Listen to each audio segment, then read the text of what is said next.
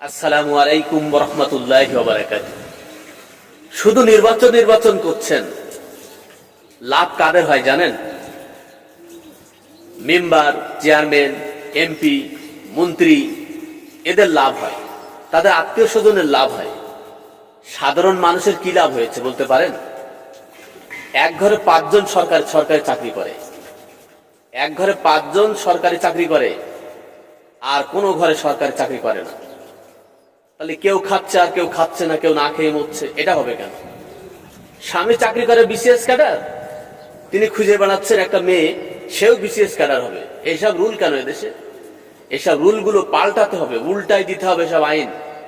সরকারি চাকরির মেয়াদ 15 থেকে 16-17 বছর করা উচিত, যাতে করে 3 কোটি মানুষ যদি সরকারি চাকরি করে, পরবর্তী সময় আবার 3 কোটি মানুষ সুযোগ পাবে। মানুষকে সুযোগ দিতে হবে। আপনারা একা একা খাবেন।